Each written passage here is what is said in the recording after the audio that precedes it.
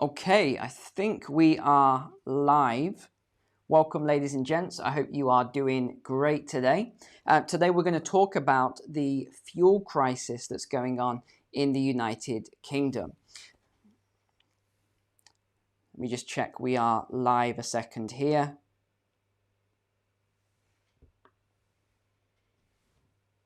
Yeah, great. So 2 points. Firstly, then, we just need to recap over one thing I mentioned last week, which was the 7 energy companies that actually collapsed. So they were Hub, Money Plus, Utility Point, People's Energy, PFP, Green, and Avro. So they collapsed last week. 3 more energy companies in the UK actually collapsed yesterday. So they were Enstroga, Igloo Energy, and Symbio Energy. So if those are your suppliers, that is another 3 energy companies that have collapsed. It just seems to be as though we're going from crisis to crisis at the moment. And it's very interesting seeing this pattern, because before people used to say, oh, Neil, doom and gloom, and, can you give us some positive videos?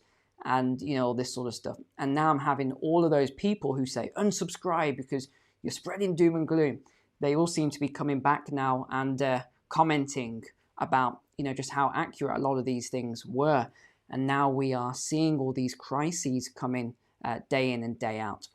So this week has been just insane. And if you remember last week's stream, I actually touched on this about 30 seconds at the end of the video. The reason I didn't give it a lot of emphasis was because I honestly didn't expect it to happen that fast.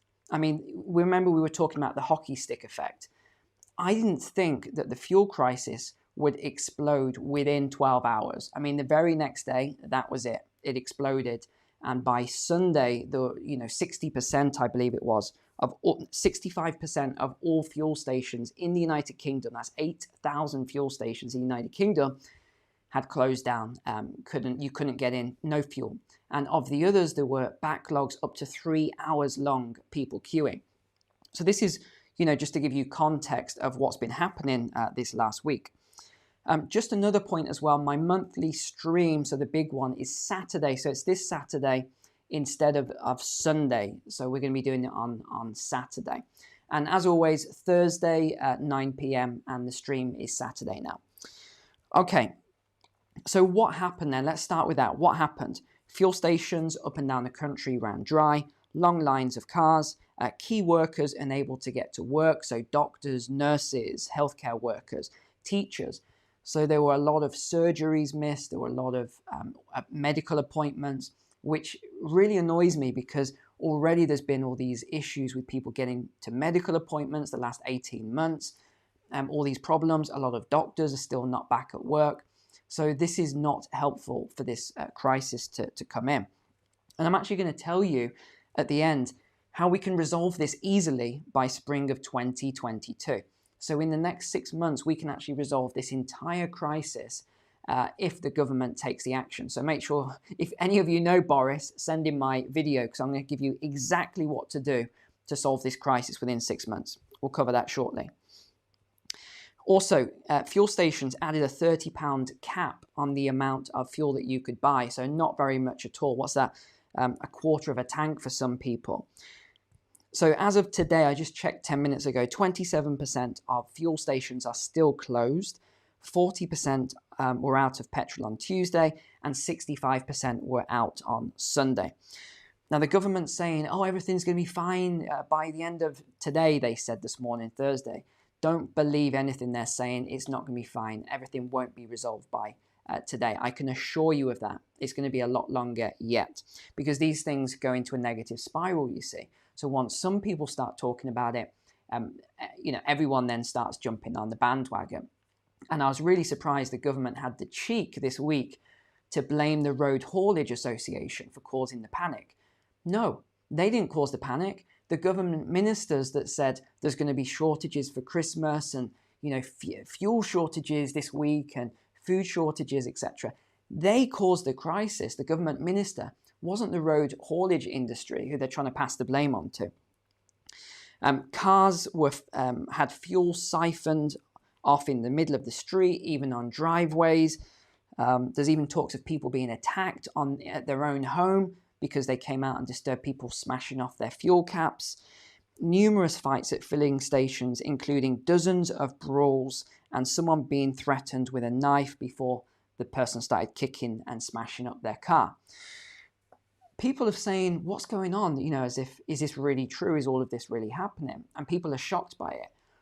Why am I not shocked? Why are my subscribers who have been with me for 18 months or more not shocked?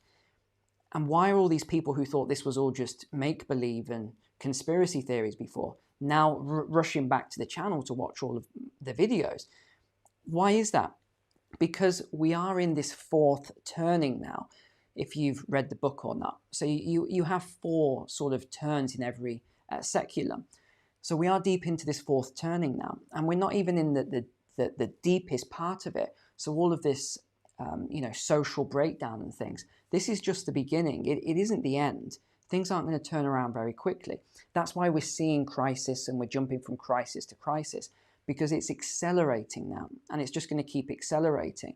So we are going to see a lot more social unrest. We are going to see a lot more doom and gloom, as people like to say. It's going to get worse before it gets better.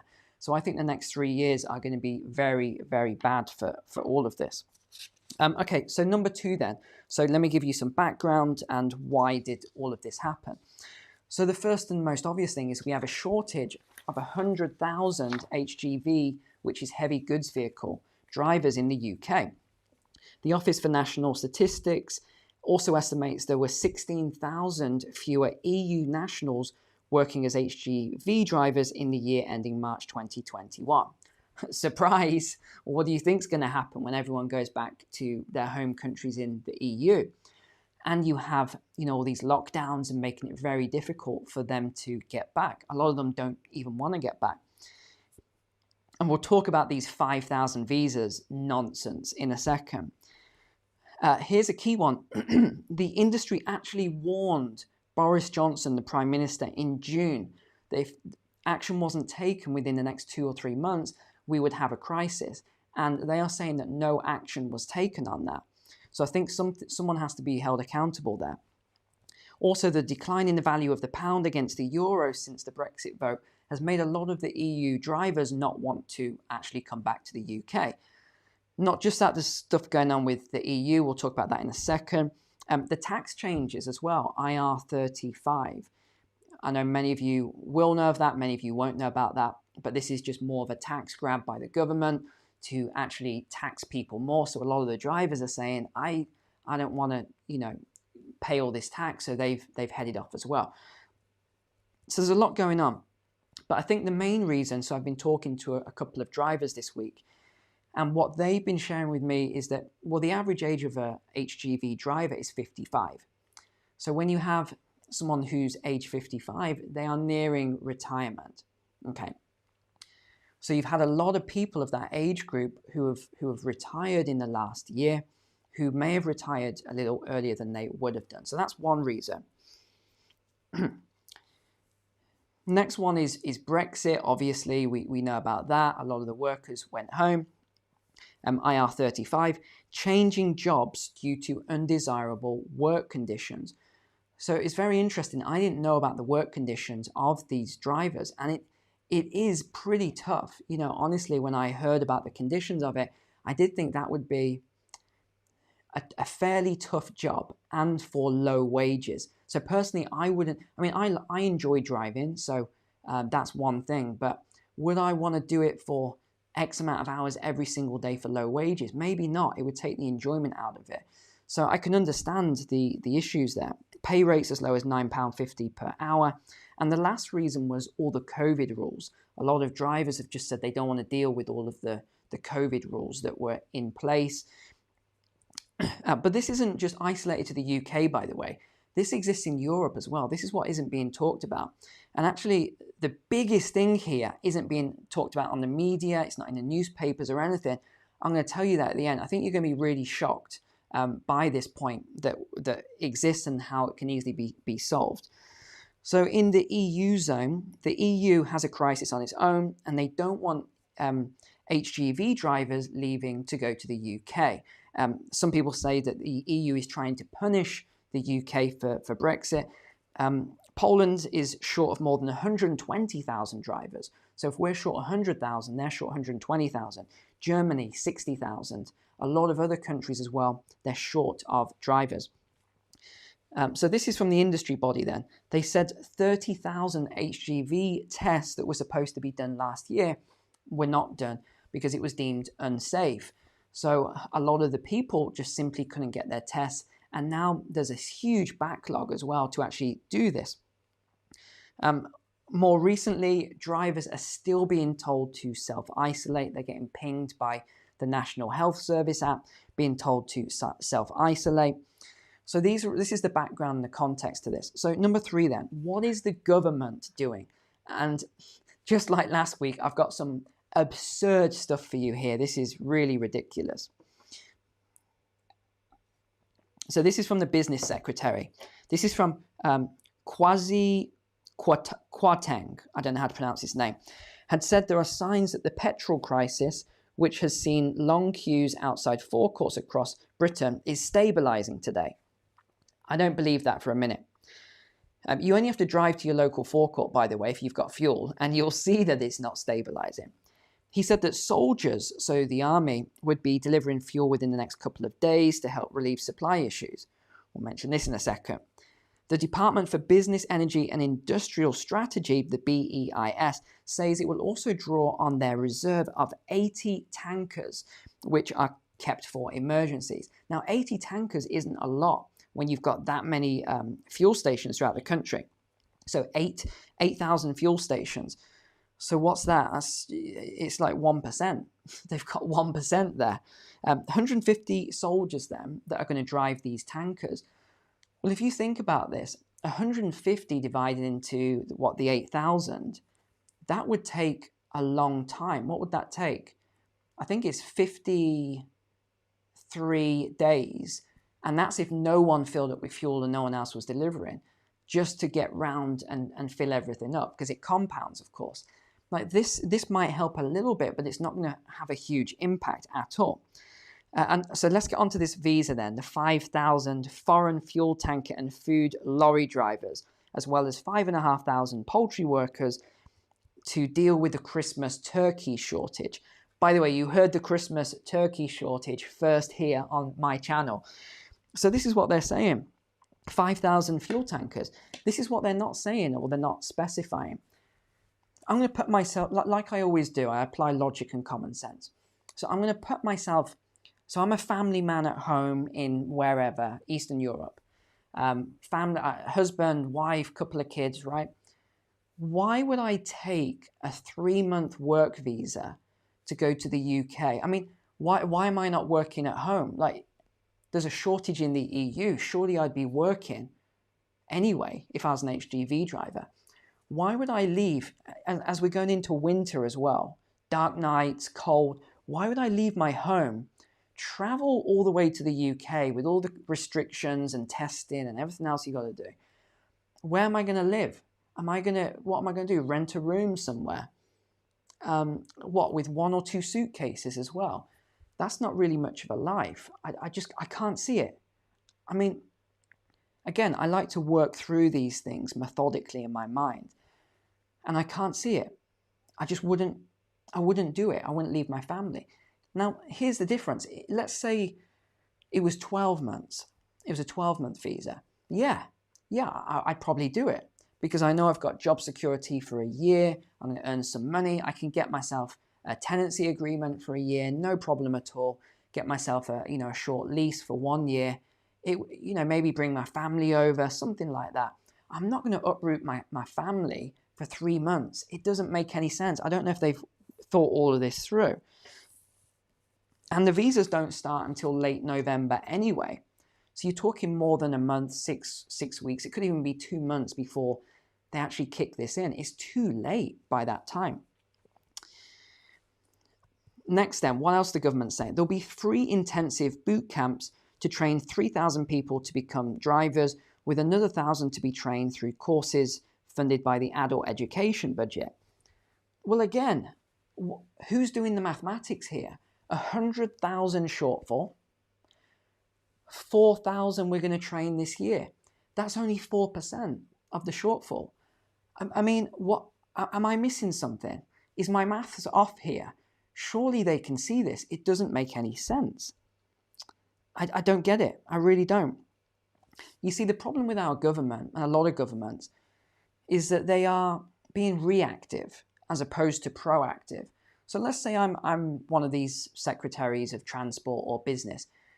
If the body of the Road Haulage Association comes to me and says, Neil, we have got this crisis that's going to be here in 2 months unless action is taken. I'm not going to say, oh, okay, thanks for your concerns, shoo. I'm going to take that really seriously because that's my job on the line. But these politicians aren't doing that. And I'll tell you how they reacted to this in a second. It is just crazy what, like the hubris of some of these politicians. So this statement was put out in May of this year. So bear in mind, this is 5 months ago now. The Department of Transport says it is well aware of HGV driver shortages and does not need reminding. This is what I mean by the hubris or the arrogance of it. Obviously, they did need reminding. This one was from back in July as well. So Transport Secretary Grant Shapps said he was, quote, on top of the shortage and already had taken decisive measures. I love it when they use words like that. So what were these decisive measures, you may ask? He increased HGV drivers' daily limits from 9 hours to 10 hours per day. Sorry, what? Is that a joke? 100,000 shortfall, and his solution was to increase, that's already a long day of driving, 9 hours, to 10 hours. I mean, again, logic, common sense, surely wouldn't that make things more dangerous? You know, just think of what you're driving. You're driving this huge truck that weighs a lot of tonnage there, and you're going to increase people from 9 hours to 10 hours a day. I don't know. It doesn't sound like the best idea to me personally. So that was his solution there. Again, back in July, so this was, back in July of this year, a government spokesperson said it had already taken bold and decisive action on the shortages, including funding apprenticeships and focusing on improving diversity in the field. One of the biggest problems we have right now, he said, is that just 1% of HGV drivers are women. This really annoys me. Sorry, this infuriates me. How they keep going on about all this diversity and equality and, pronouns. We need this big recruitment campaign for, we need to address people they and them and all this. No, stop all of that. I guarantee you, 100%, if I got 100 women in a room and I said to those women, okay, let me give you an option, A or B, I need you to vote. Option A, the industry is like mainly men, but you're going to get your deliveries on time, fuel's going to be delivered on time, everything's going to be fine. Or we're going to get, all these different categories of people to the industry, but we'll spend all the money here. We're taking a focus on some of the important things.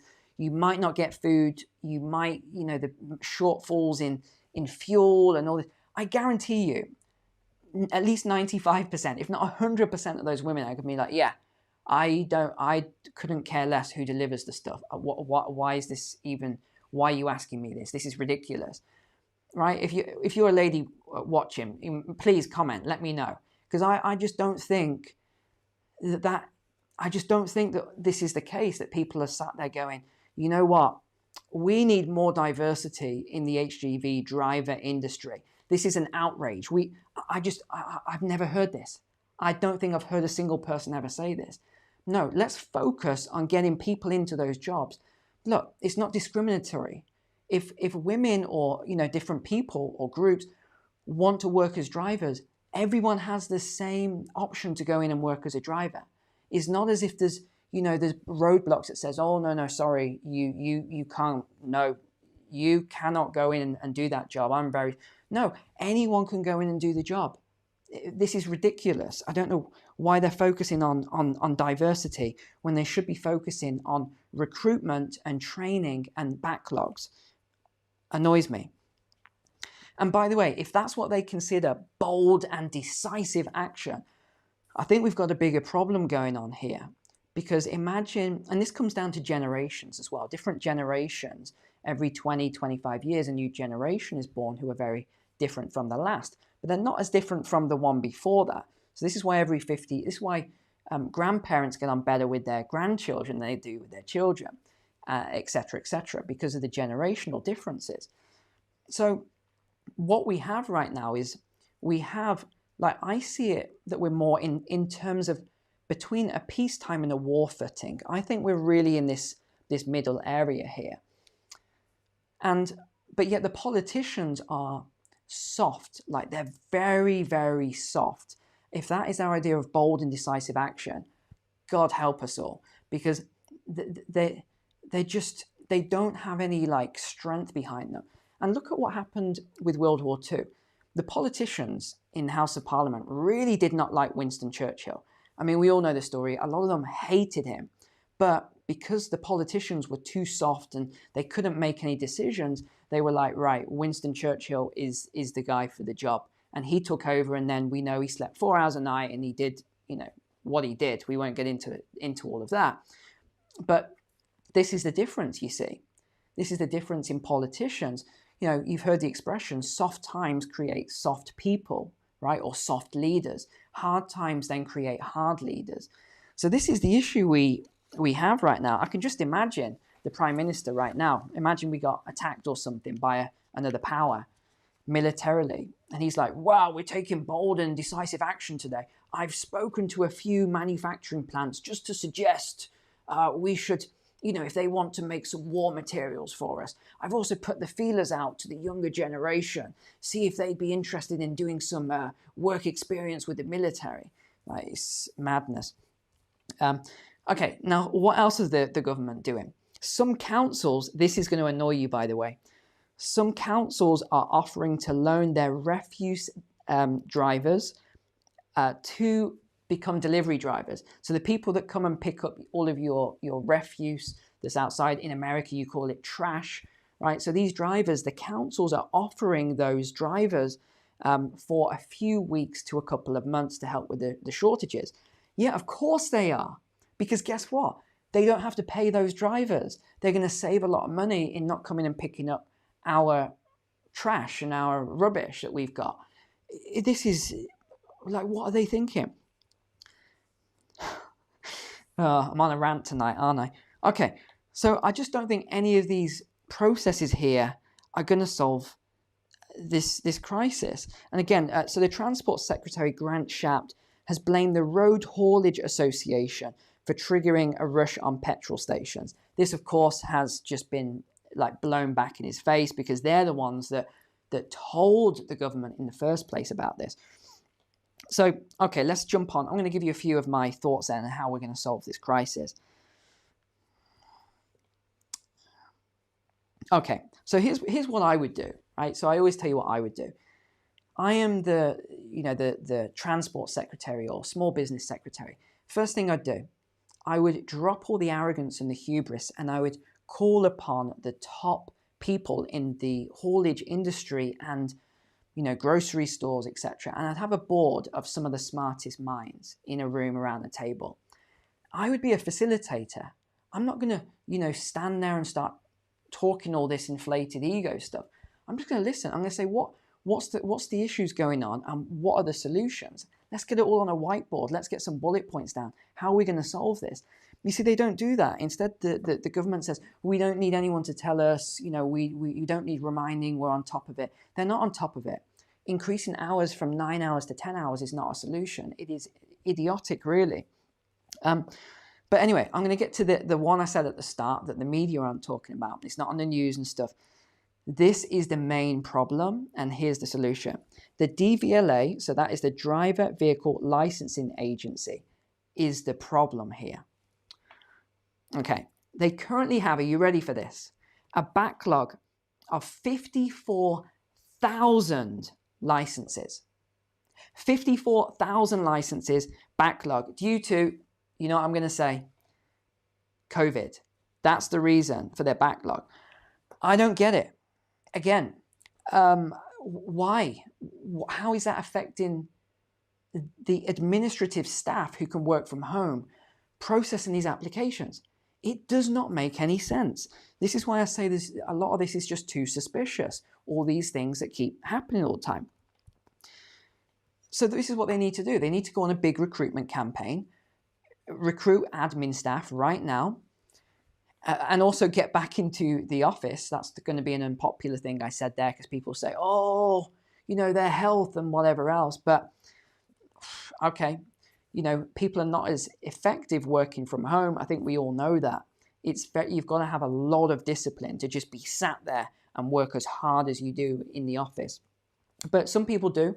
A lot of people have that discipline, but you're not going to get 100%. So already you're going to lose some work hours there from people who aren't working 100% at home. Why is there this big backlog?